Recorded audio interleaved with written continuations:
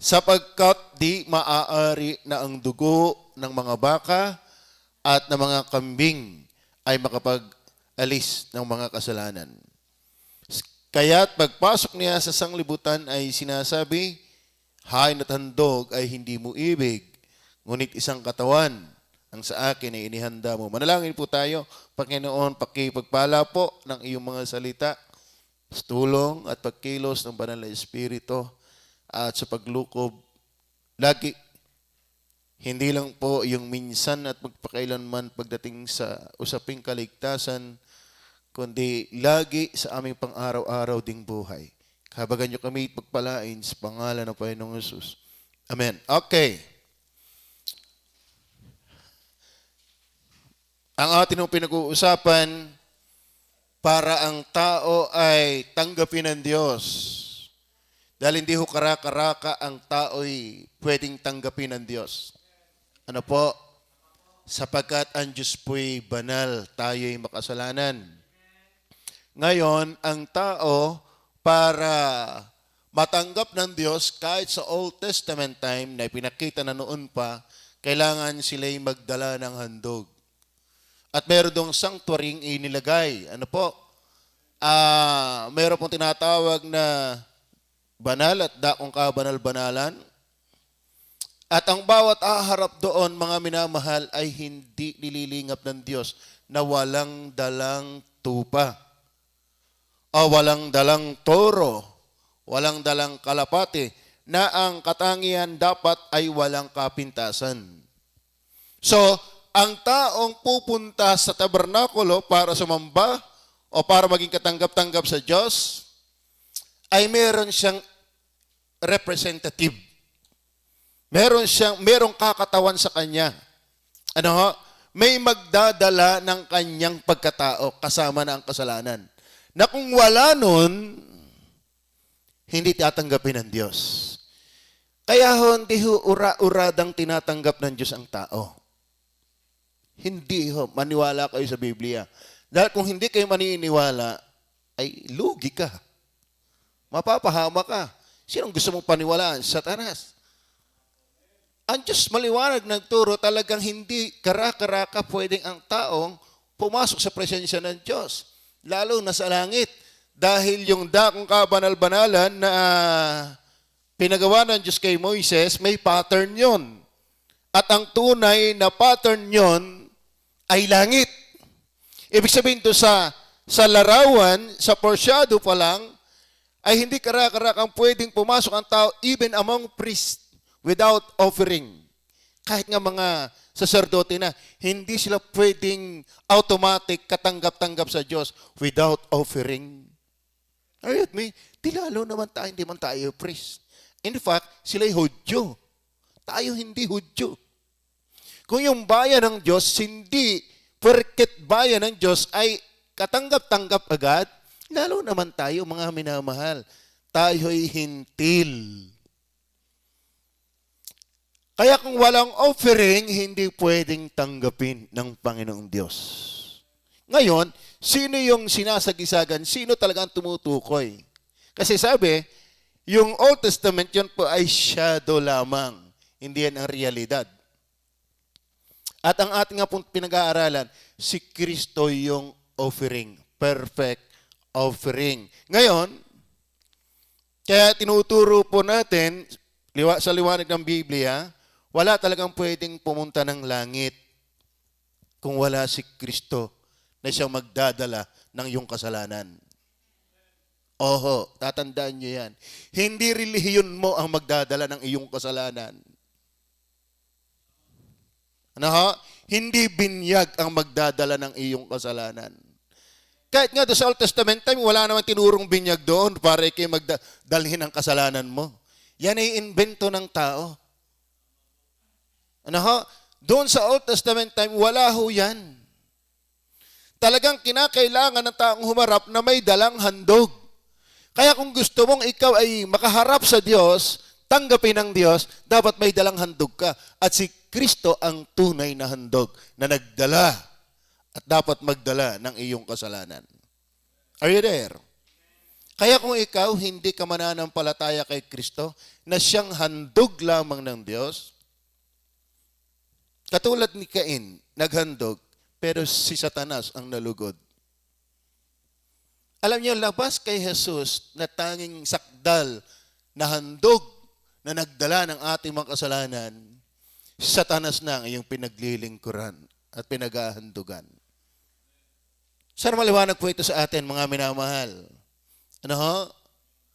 Ayan po ang ating pinag-uusapan at patuloy na pag-uusapan. Tingnan niyo po, alam niyo po, ang sarap po nitong bagtasin eh. Kasi pag inisa-isa ko talaga, ito 3 taon. Ano ho? Yung iba, tingnan na lang po ninyo yung mga talataan. Sige, basahin din natin. Exodus 3:30 verse 10, paglilinaw lang mga minamahal, na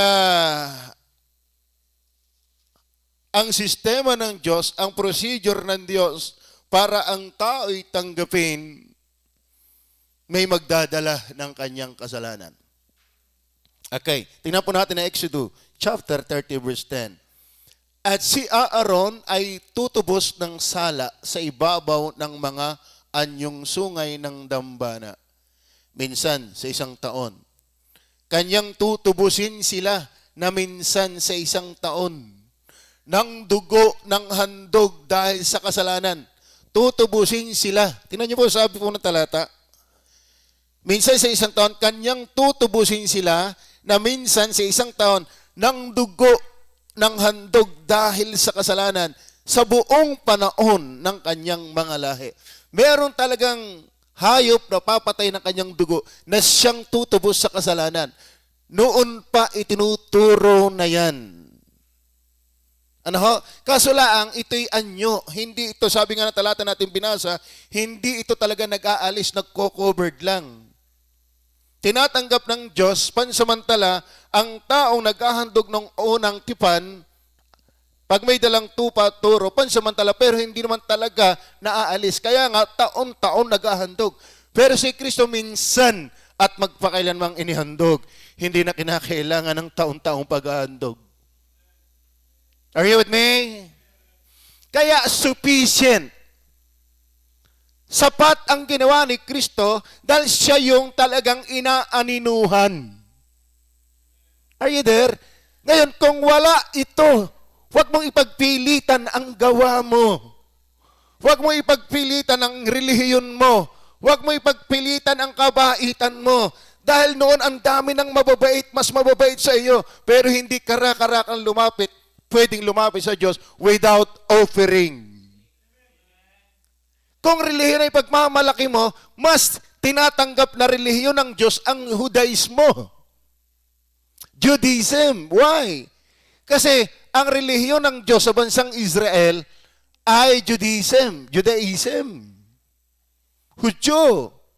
Pagdating sa relihiyon. Pero without offering, hindi sila tatanggap ng Diyos. No? So, yun po ang tatandaan po natin, mga minamahal.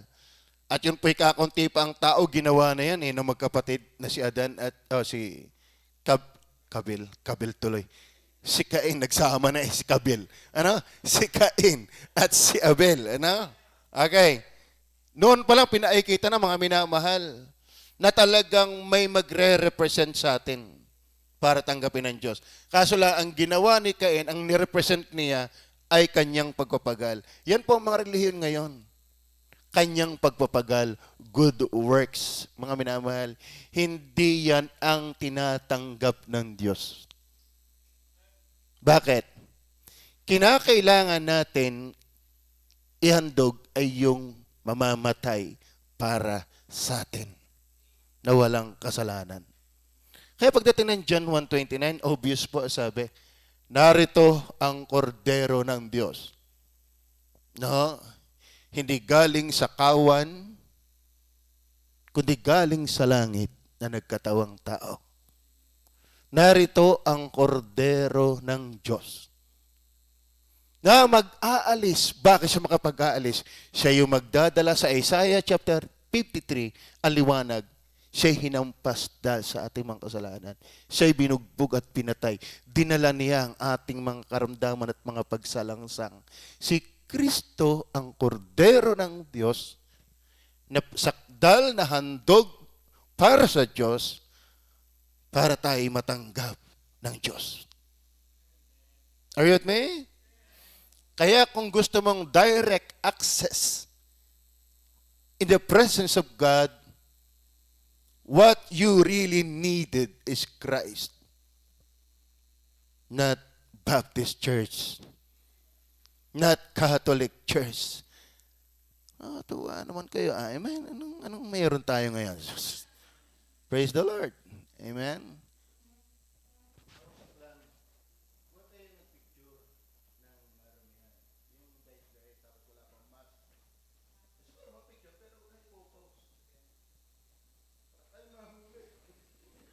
No? So, amen? So, dapat hong maliwanag ito kasi totoo ng mga kapatid, ha? Ang daming maling aral na naglipana. Kung magmamalay lang kayo, ano ho? Ang daming maling aral. Bakit naghuhusga pa ka, pastor? Isa bang paghuhusga na sabihin ang mali kung sinasabi naman natin ang tama? Ang tama ay si Kristo eh. Ngayon, labas kay Kristo, wala na. Actually, tignan niyo ha. O sige, mamaya na. Napapabilis ako. So, ang puntos lang po natin dito, doon sa mga talatang sanang gusto ko pang basahin, yan po ang nagtitibay ng ating unang puntos, significant of offering. Why? Kasi wala ho talagang pwedeng ura-uradang humarap sa Diyos at tatanggapin ng Diyos without offering. Totoo yan. Pero tapos na po yung offering na ginagawa ng Old Testament time. Hindi na huuso ngayong ikaw ay maghahandog ng toro, ng tupa, ng kalapati. Tapos na gyud. Dahil si Kristo ini-offer na. Okay, ngayon, siguro aking lalampasan na itong shadow only those Old Testament offering dahil nababanggit ko na rin yan for the sake ng ating hindi naman katagalang pag-aaral din eh. And then, yung number 3, ating pasadahan. So, number 2 ay shadow only those Old Testament offering. Yung mga paghahandog ng tupa, etc. do sa Old Testament, yun po ay anino lamang.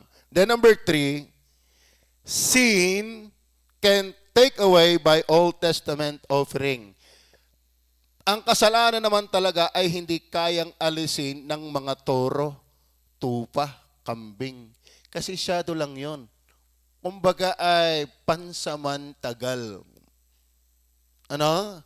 Habang wala pa yung katuparan ng pagkakatawang tao ni Kristo, yun muna ang pansamantalang ginagamit ng Diyos. Pero yun po'y wala na sa ngayon. Tapos na po yan. Right there? Kaya doon po sa Hebrew, kung yung aaralin, kung sinasadya natin ang pagkakasala, ay wala ng haing natitira pa. No? Kundi isang kabangis-bangis. Tingnan nyo po, Hebrew chapter 10. Hebrew chapter 10, verse 26. Tingnan po natin. Are you still with me? Sapagkat kung ating sinasadya ang pagkakasala, pagkatapos na ating matanggap ang pagkakilala sa Panginoon, ay wala ng haing natitira pa patungkol sa mga kasalanan. So, kundi isang kakilakilabot na paghihintay sa paghukom at isang kabangisan ng apoy na lalamon sa mga kaaway. Ito'y tinuturo ng mga taong hindi daw nakakatiyak ang langit pag sinasadya mo ang kasalanan. Hindi nila alam yung konteksto na sinasadyang kasalanan. Bakit? Sa pagkakataong ito, buhay pa ang templo. Nasira lang po ang templo by Titus noong 70 AD. May mga Hudyong Kristiyano na hanggang noon naghahandog pa rin ng tupa, ng toro. Kahit alam na nilang si Kristo na ihandog na, yun ang sinasadyang kasalanan. Alam na, tapos na. Kaya sabi ng Panginoon sa verse 27, yes,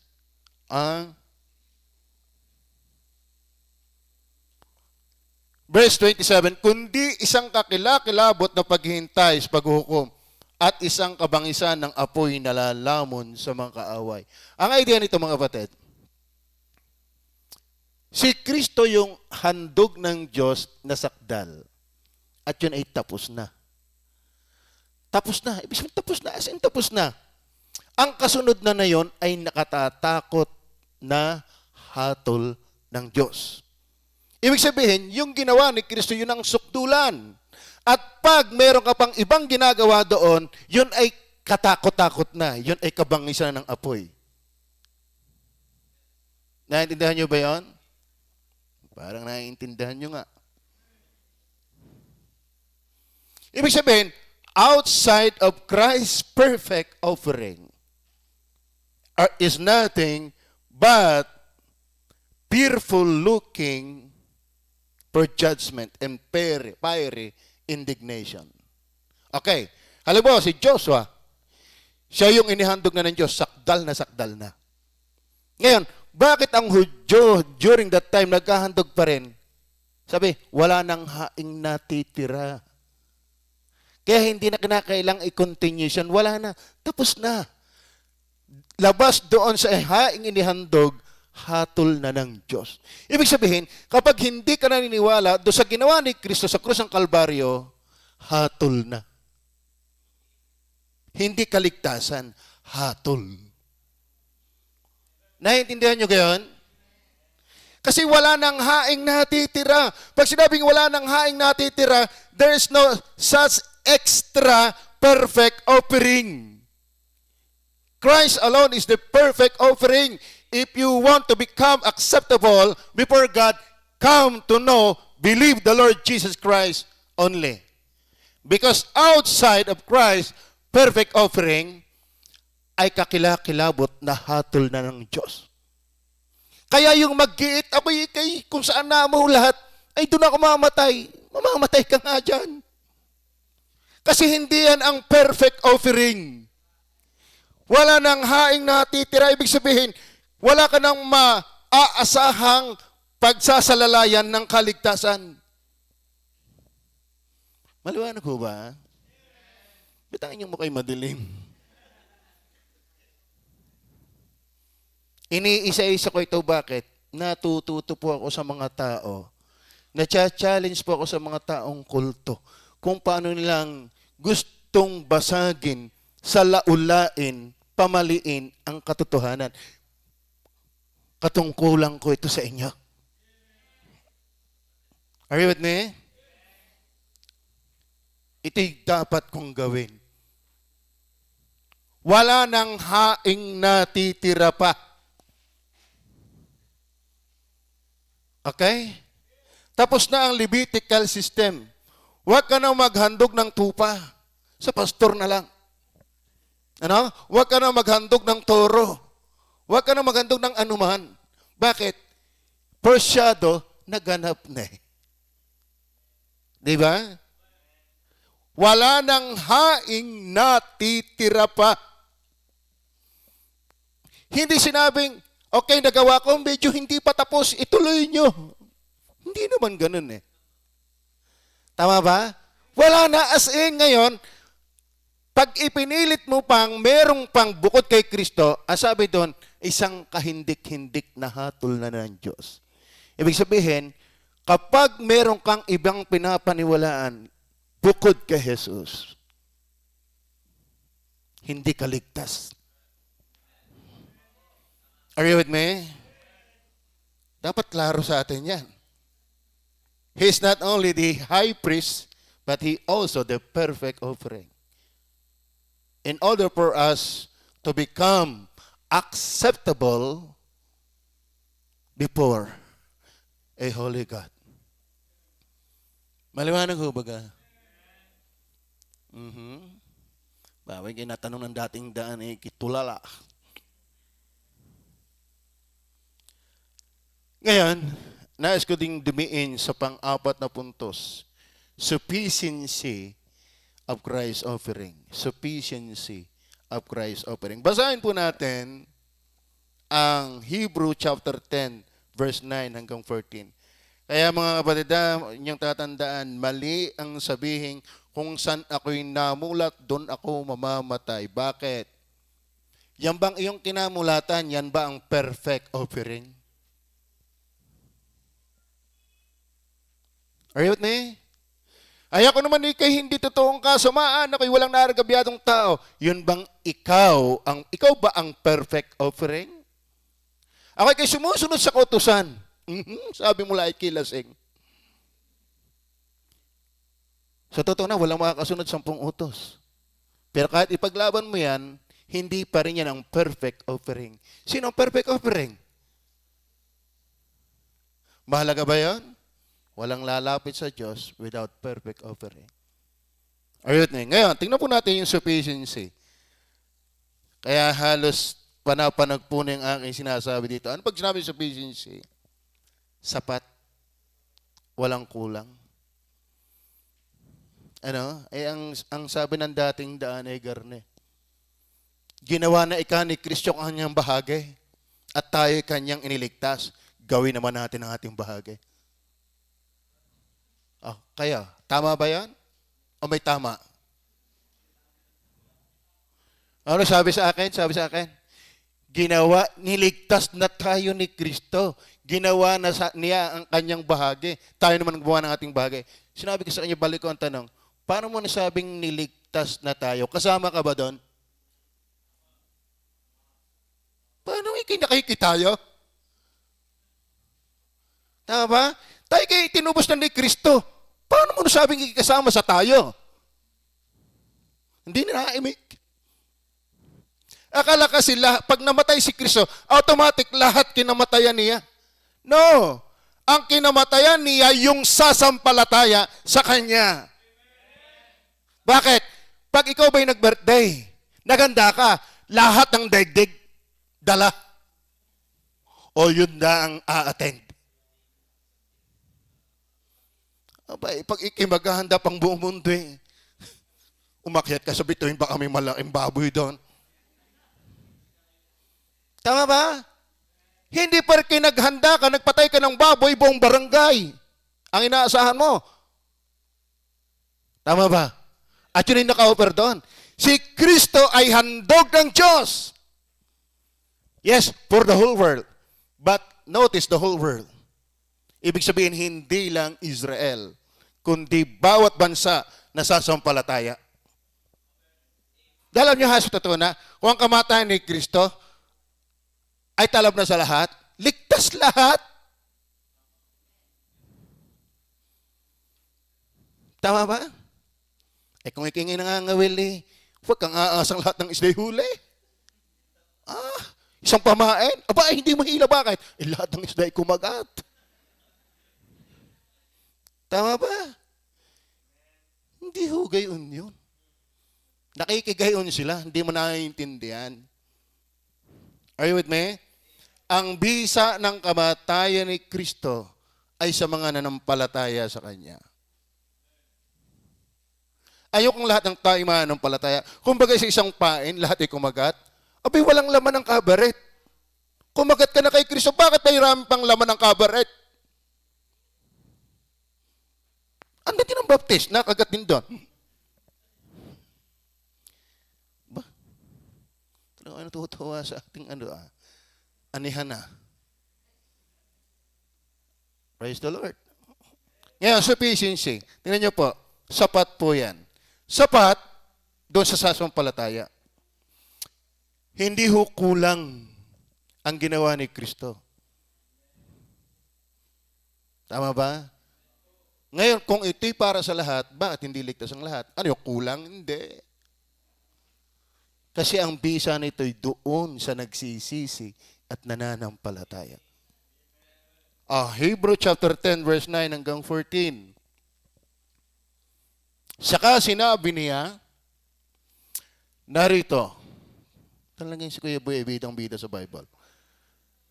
Ako'y pumarito upang gawin ang iyong kalooban. Inalis niya ang una upang mailatag ang ikalawa. Inalis na niya ang una, yung Old Testament system. Kaya meron niya sinasadyang pagkakasala, yung tapos na yun pa ang ginagawa. Verse 11, at katotohanan ang bawat saserdote na araw-araw ay nangangasiwa ng patayo. Ay hindi ako pwede magsaserdote. At naghahandog na madalas na gayunding mga hain na hindi makaalis kailan pa man ng mga kasalanan, hindi talaga. Iyon ay shadow lang. Temporary lang. Pansamantagal lang. Pero ang tunay na mag-aalis ng kasalanan, yung katawang inihandog ng Diyos. Diyos na nagkatawang tao. Christ is the perfect offering. Are you with me? Verse 12. Ngunit siya nang makapaghandog ng isa lamang hain. Sa Old Testament system, ang dami, taon-taon. At yung tupa ay nire-represent by individual. Pero si Kristo nire-represent ng group. Are you with me? Noong una, maghahandog ka pang iyo. Bagaman si Kristo pang individual din, pero siya ay sapat sa kabuuan ng sasampalataya. Are you with me? Yeah, verse 12. Ngunit siya, nang makapaghandog ng isang hain patungkol sa mga kasalanan, magpakailanman ay umupo sa kanan ng Diyos. Alam niyo ba, yung kanyang hain, magpakailanman umupo na siya. Ibig sabihin, wala nang part 2. Amen? Hindi na sinabi niya, hintay muna. Hindi mo na pwedeng umakit sa langit, kulang pa eh. Di! Nung siya'y makapaghandog na ng kanyang sarili, siya umupo na bilang priest. Kaya ang bawat nananampalataya sa kanyang inihandog, siya naman ay kakatawan bilang priest para magitan. Ama, yan taong yan, huwag mong dadali sa impyerno. Yan ay tinubos ko. Kaya ang kaluwalhatian sa kaligtasan, wala sa simbahan, wala sa iyong nagawa at magagawa, na kay Kristong sakdal na handog at namamagitan para sa atin. Kaya labas dyan, isang kahindik-hindik na hatol ng Diyos. Amen? Kasi si Kristo ay hindi isa sa mga handog. Ang sabi, isang handog. Hindi siya isa sa magagaling na priest. Siya ang high priest. The great high priest. Verse 13. Tingnan nyo.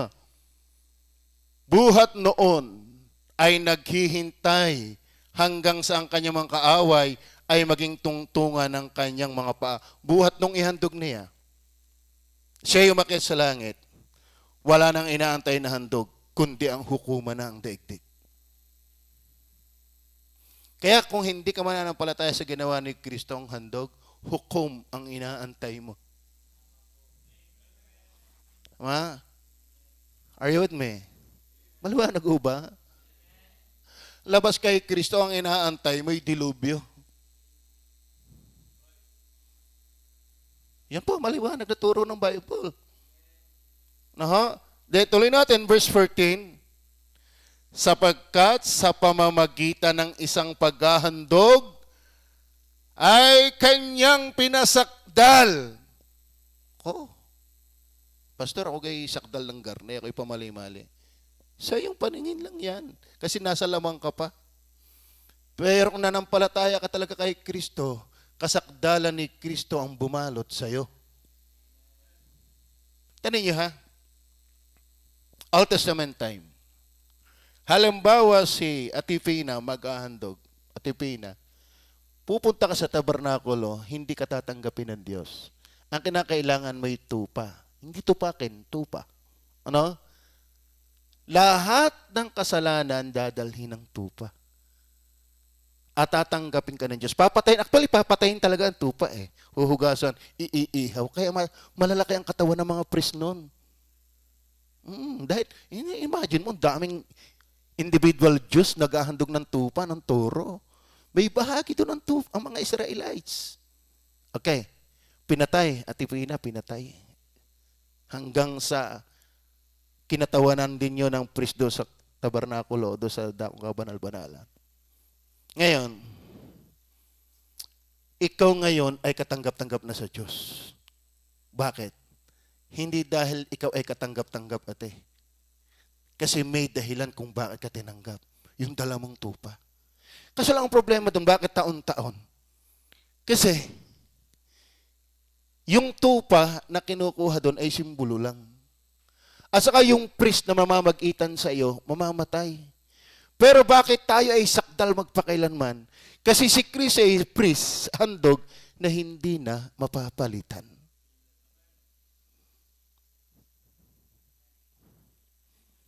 Amen. Tama ba? At least doon sa temporary, tinanggap kita ating matuwid, katanggap-tanggap dahil ng priest at ng handog mo. Kaso lang, dahil hindi na mamalagi ang tupa at priest, taon-taon ginagawa mo yon. Pero si Kristo ginawa sufficient once and for all. Ako'y nakakasala, palangit pa rin ako. Bakit? Sagya ka naman makasalanan niyan. Tinanggap ko naman sa iyo yung tupa, hindi ikaw. Bakit? Di ba? Ang tinanggap ko yung tupa, hindi ikaw natupakin. Naintindihan niyo ba yan? Kaya mga kapatid, tayo ay tiyak na palangit kung talagang nananampalataya ka kay Kristo. Dahil hindi naman ikaw mismo ang tinanggap niya. Tinanggap ka niya dahil ng representative mo. Maliwanag ho baga. Magpatuloy ho kayo kahit tupakin minsan. Ang mahalaga yung tupa na nagre-represent sa'yo. Oh, ay ano? Hindi alam yan ng mga relihiyong iba. At katungkulan ko sa inyong sabihin yan. Sana may naiintindihan ninyo yan? Sino dito hindi tinutupak? Ang mahalaga lang, meron tayong tupa na hindi mapapalitan at sapat. Tingnan niyo po ang sabi. Sapagkat sa pamamagitan ng isang paghahandog, hindi pa ulit-ulit tayong taon, ay kanyang pinasakdal magpakailanman ang mga pinapaging banal. For by one offering, He hath perfected forever them that are sanctified. Are you there? Kasi balikan natin po yung verse 10. Verse 10. Nasaan ba yan? Verse 10. Sa kaloobang yaon tayo pinapaging banal sa magitan ng pagkahandog ng katawan ni Kristo. Ganong katagal? Minsan at magpakailanman. Ang bisa ng ginawa ni Kristong paghahandog ay minsan lang, pero magpakailanman. Are you there? Maliwanag ho ba? Ay dapat lagay ang loob natin. Alam ko ako'y palangit pag namatay. Bakit? Yung tupa na nag-represent sa akin, minsang namatay at magpakailanman. Siya umakyat sa langit para mamag-itan sa akin. Siya na yung tupa na handog para sa akin. Siya pa rin yung priest na nanangasiwa para sa akin. Kaya ang tunay na mananampalataya ni Kristo ay lagay ang loob. Palangit pag namatay. Are you with me? Hindi dahil mo. Hindi dahil mo. Tama ba? Meron tayong representative. Sino ang representative natin? Si Kristo. Noon pa yan, tinuturo na. Hindi pa itinatayo ang tabernakulo, pinakita niyan kay Abel at kay Cain. Tama, bakit? Wala talagang basta makalalapit sa Diyos na walang handog. Pero salamat, si Kristo yung ating handog. Maliwanag ho ba? Ay, tingnan natin ngayon ang resulta. Tingnan natin ang resulta ng handog na yan. Hebreo chapter 5 verse 9. Dahil si Kristo yung once and for all perfect offering per the believers. Tingnan niyo po, isa-isahin natin yung resulta ng sufficiency of Christ's offering. Hebrew chapter 5, verse 9. Are you elicited? Amen daw eh. Sinasabi ko talagang ayos. Amen. Okay. Salamat. Praise the Lord. Okay. Yung sinasabi ko. And being made perfect, yung kanyang handog, He became the author. Sinong author of eternal life? Eternal salvation. Tignan niyo ha, because of His perfect offering, He became the author of eternal life.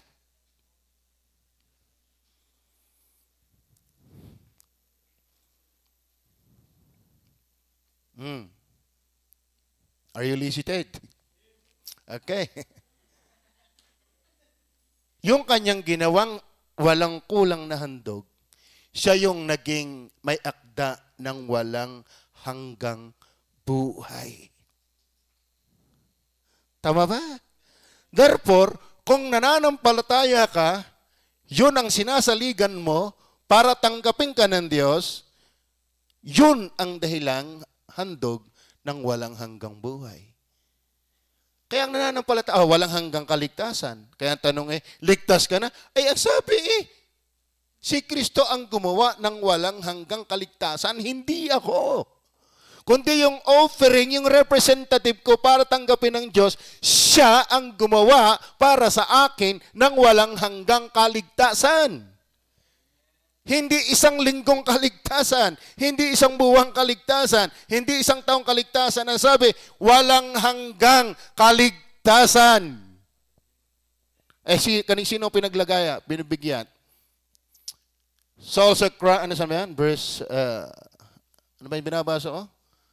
Verse 9, and being made perfect, He became the author of eternal salvation unto all them that obey Him. Yun lang ang banat nila. Sino ang iniligtas? Yung nasunod. Ay, paano yan? Kung hindi ka naman masunurin. Itong tatandaan ninyo, ha? Ang pagsunod talaga ay hindi may iwasang dapat kita sa iniligtas. Hindi yun paraan. Kasi sa Book of James, nandyan po ang discussion. Sa Roma, wala nang gawa. Chapter 4. Faith, parehong faith, different author, si James, dito si Roma. Si Pablo. Si Pablo nagtuturo para kitanggapin ng Diyos by faith. Alone, without works. Pero si James nagtuturo, yung taong tinanggap ng Diyos dapat ding maging kaaya-aya sa tao by faith and do works. So, ang Romans chapter 4 is the root of your salvation. James chapter 2 is the fruit of your salvation. Hindi ho kasi pwedeng paghiwalayin, kinananampalataya lang, pero walang gawa. Ang kaligtasan ay hindi sa pamagitan ng pananampalataya at gawa, kundi ang tunay na pananampalataya ay nagawa. Kaya hindi ho mali ang James. Kasi kung ito lang, 5 verse 9, pagdating po ng Hebrew chapter 11 verse 1, faith is the evidence of things not seen. Substance of things hope for, and the evidence of things not seen. Pagdating ng verse 6, without faith, it is impossible to please God. In fact, ang Hebrews chapter 11 is a chapter of heroes of faith. Ibig sabihin, ang tunay na mananampalataya talagang dapat nagawa, nasunod. Tama? Hindi ang pagsunod ay paraan ng kaligtasan, kundi katunayan ng kaligtasan. Are you with me? Kaya nga may Book of Acts. Ano ba sinabi yung Book of Acts? Aklat ng mga gawa. Ibig sabihin talaga ang mga Kristiyano dapat may gawa. Tama? May heroes of faith, may book of Acts. We are not saved by obedience, but if we are saved, obey. Hey, are you with me? But our still point is, Christ's offering result eternal salvation. Doon sa mga sumusunod. Dapat alam niyo kung sino sumusunod na yan. Bakit? Hindi naman lahat ng nasunod, ligtas din eh. Sabi ng Biblia, hindi ang bawat nagsasabi sa akin, Panginoon, Panginoon, ipapasok sa karera ng langit. Hindi baga, Panginoon, sa pangalan mo nagpagpalayas kami ng demonyo, gumawa kami ng mga dakilang tanda, sa pangalan mo nagpanghula kami sa iyong pangalan. Pero sabi ng Panginoon, hindi ko kayo kilala. Bakit? Gumagawa naman na. Kasi iba nga ang gawa na hindi naman ligtas kaysa gawa ng tunay na ligtas. Ang atin lang dinidiin, ang nananampalataya kay Kristo ligtas. Ganong katagal ang kaligtasan? Bunga ng perfect offering, eternal salvation. Gusto nyo ba ng maligtas? Ganong katagal ang kaligtasan ang gusto mo? Pag nawawala, punta ka kay Soriano. Gusto mo kaligtasan nawawala? Pumunta ka doon sa mga kulto. Pero kung gusto mong kaligtasan ay walang hanggan, pumunta ka kay Kristo. Di ba? So, totoo na ho. Kapag hindi si Kristo ang salalayan ng iyong kaligtasan, walang maliligtas. Kalain mo yung turong yun. Si Kristo ka ang gumawa ng kaligtasan, tapos na niya, naligtas na niya tayo naman ang magtuloy. Ang galing mo. Are you there? Huwag niyo ano yan. Totoo yan. Sabihin ko sa inyo, magaling sila sa talata. Ay, paano kami babasa ako? Lagi na yung pang-ipit eh. Sabi ko naman sabi babasa ka, naiintindihan mo ka? Kadaling magbasa. Kadaling magbigay ng talata. Di kaya ang Jobli, nagbigay din ng talata kay Kristo. Naiintindihan ka niya yun. Kaya huwag kayong magtakat, kung may babasa ako. May babasa din ako sa iyo. Ano yan, nagkontra ang Bible? Hindi. Utak mo ang kontra. Tama ba? Abay, mayroon natitisod doon sa aking mga panalita. Kasi mayroon doong isang tao na hindi magpakilala kung sino. Tinignan ko ang profile, walang lamaan. Sabi ko, ang hirap ganitong kausap kong ito, dahil pa ng tikbalang nagpapakita. Abay, mayroon nag-response doon, sana all, ang gayo ng wordings. Galing-galing ko ng patulan uli, yung daktang papaya, hindi pwede din eh. Are you with me? Okay, Hebrew chapter 9, verse 12. Tingnan niyo po. Hebrew 9, verse 12. At hindi rin naman sa pamamagitan ng dugo ng mga kambing at ng mga bulong baka, kundi sa pamamagitan ng kanyang sariling dugo ay pumasok na minsan magpakailanman sa dakong banal na kinamtan ang walang hanggang katubusan. Hey, are you with me? Yung kanyang perfect offering, yung kanyang sariling dugo, hindi dugo ng toro, ng tupa, ng kambing, kanyang sariling dugo, inihain sa dakong banal, yun na ang langit. At dahil yun ay dugo ng kordero ng Diyos, nagkatawang tao, ito yung nagkamit ng walang hanggang katubusan. Ito yung paraan ng walang hanggang katubusan. Kaya na kay Kristo, hindi lamang walang hanggang kaligtasan ang tinuturo, kundi walang hanggang katubusan. Are you with me? Yung mga Old Testament time, pag naghandog ng tupa, hindi walang hanggan. Bakit? Taon-taon sila'y naghahandog. Pero kay Kristong inihandog, minsan at magpakailanman. Tama pala yung may forever. Amen? Si Kristo ang ating forever. Are you with me? Maliwanag ko ba? Eternal salvation, eternal redemption. Dito po tayo, magbabaybay, tatapusin natin din eh. Tingnan niyo po ang 9 verse 15. 9 verse 15. Dahil sa perfect offering of Christ, at dahil dito siya ang tagapamagitan ng isang bagong tipan upang sa magitan ng isang kamatayan na ukol sa ikatutubos ng mga pagsalangsang. Isa. Isang kamatayan. Walang part 2. Maliwanag ho ba? Are you still with me?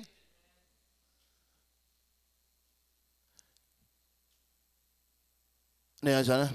Pamamagitan ng isang kamatayan na ukol sa ikatutubos ng mga pagsalangsang na nasa ilalim ng unang tipan, ang mga tinawag ay magsitanggap ng pangako ng na walang hanggan. Pangako na walang hanggan. Sa English yan ay inheritance. Because of perfect offering, there is eternal salvation, eternal redemption, eternal inheritance. Siyempre, ang alam natin, John 3:16, eternal life. Maliwanag ho ba? Maliwanag ba? Okay. Adi kay tunay na ligtas na. Matibay na ho ba ang kaligtasan?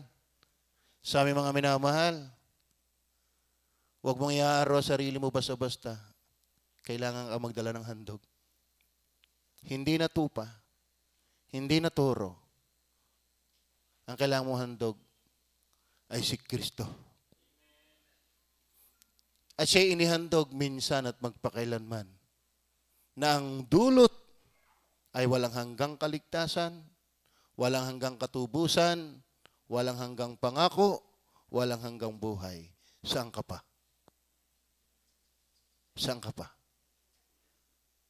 Amen? Maliwanag ho ba? Kayo ba'y palangit na? Are you elicited? Maliwanag na, Kuya Alfred? Kuya Boy? Ay ang ating komisyon. Maliwanag na?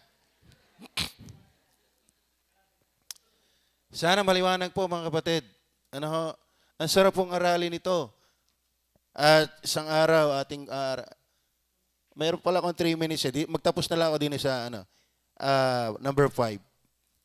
Yung iba, gawa na ulit tayo ng linggo. Kabilang linggo. Scope of Christ offering. Scope of Christ offering. Ano ang saklaw? Alam niyo ho ba, ang handog ng Israelitang ginagawa sa tabernakulo, pang-Israel lang. Pero si Kristo na kordero ng Diyos, pang buong sanlibutan. Are you with me? Sabagat sabi, narito ang kordero ng Diyos na nag-aalis ng Israel lang. Ng kasalanan ng Israel lang. Hindi ganun eh. Di ba? Ang ginahandog ng mga Israelites, tupa, ang saklaw, pang-individual, pang-kanya, at pang-bansang Israel lang. Pero si Kristo na tupa ng Diyos, na handog ng Diyos para sa kasalanan, ang saklaw, abot ang Pilipino. Amen? Abot ang Chino. Ano pag-amang Basta. Buong bansa. And ye shall be my witnesses from Jerusalem, Judea, Samaria, and to the uttermost part of the earth. Because Christ, as God's perfect offering,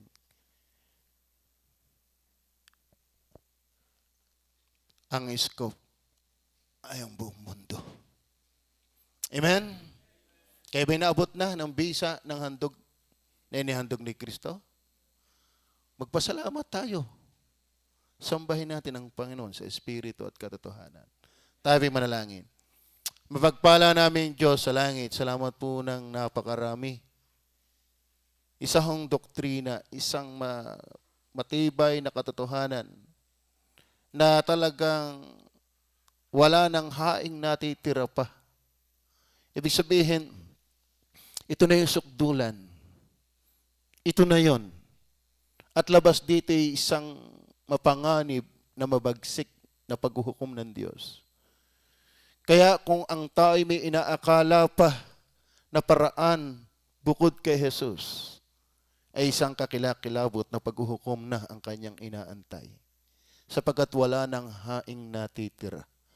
Si Kristo'y minsang inihandog at ito'y magpakailanman. Salamat po na marami. Pagpalain niyo po ang katotohanan ito sa pangalan ng Panginoong Hesus. Amen. Okay, God